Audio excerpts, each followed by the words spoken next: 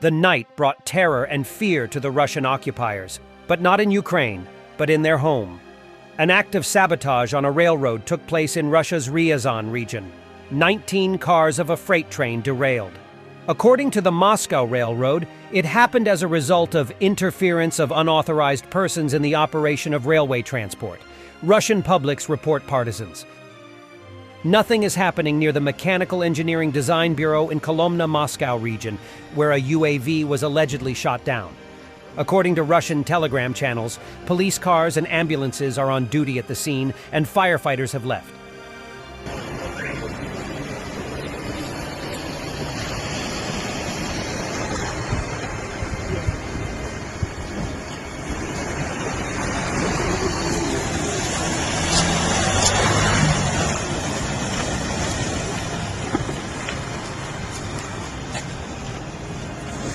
Tambov gunpowder factory exploded this night, 250 miles southeast of Moscow.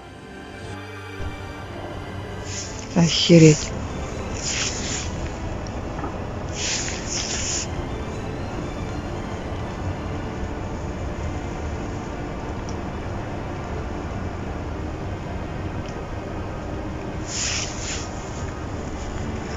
And back to Ukraine. An Ukrainian HIMARS M30A1 GMLRS with the alternate tungsten pellet warhead grates a collective of wayward Izgoys. Welcome to Ukraine!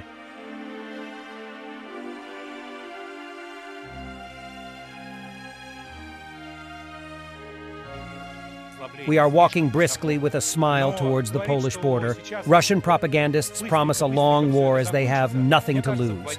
Russia will not stop until it is stopped. It will continue being a threat to global security unless it is defeated. У нас впереди еще долгая специальная военная операция. Она будет еще идти не год и не два, потому что задача слишком серьезная, а озлобление слишком высоко. Но говорить, что сейчас вот быстренько все это закончится, мне кажется, вводить зрителей в какую-то иллюзию. Нет, друзья мои, ничего не закончится. Не закончится, оно только начинается, к сожалению. И то, что люди гибнут, это ужасно, это трагедия. Но России нет другого выхода, кроме как довести это до конца.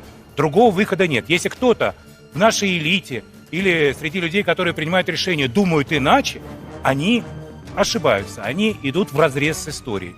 Никогда такого не было, чтобы Россия начинала и не заканчивала подобного рода военную операцию. И в этот раз мы ее закончим.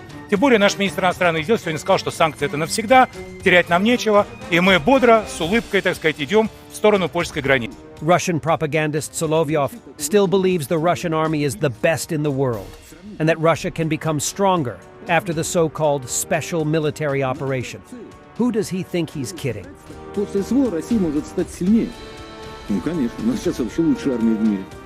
По технике подготовленности наших бойцов, по вооружению, по логистике. Это вообще надо понимать.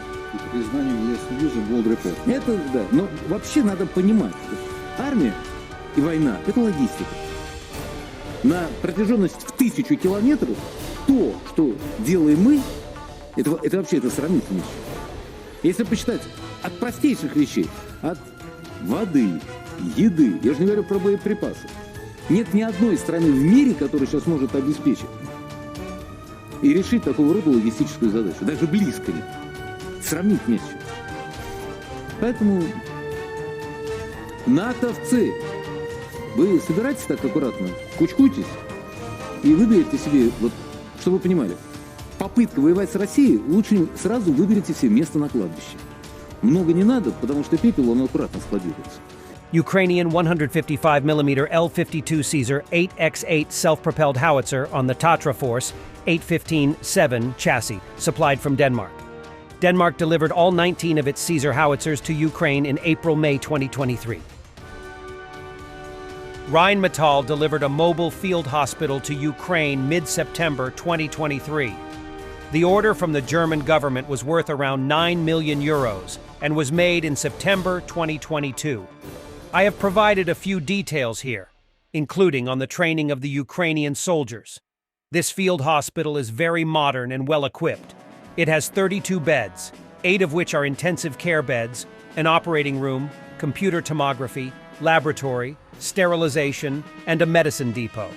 There are also tents for administration, surgery preparation, waiting rooms, and staff accommodation.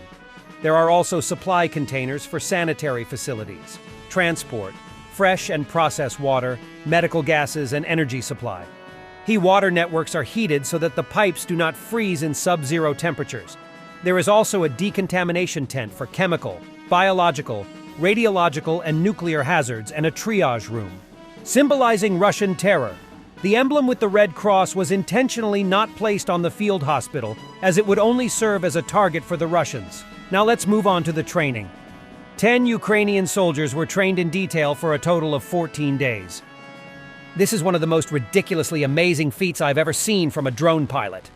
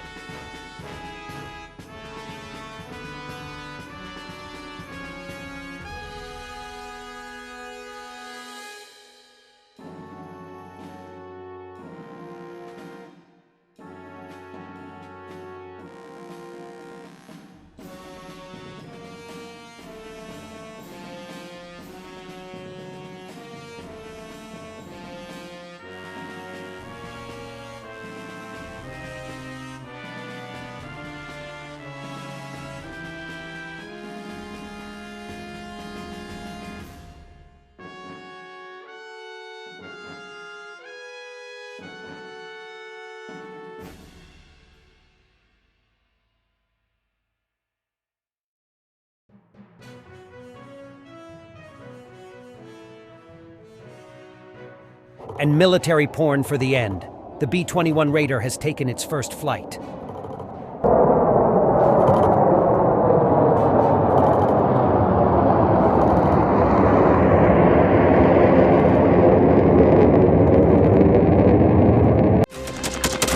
Thanks for watching, and don't forget to subscribe.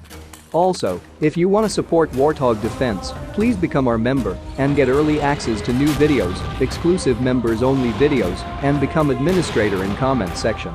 The membership link is in the description. Rescues every day. We had a guy last week, it's 6 rescues in 6 days. You know, he's doing the job every day.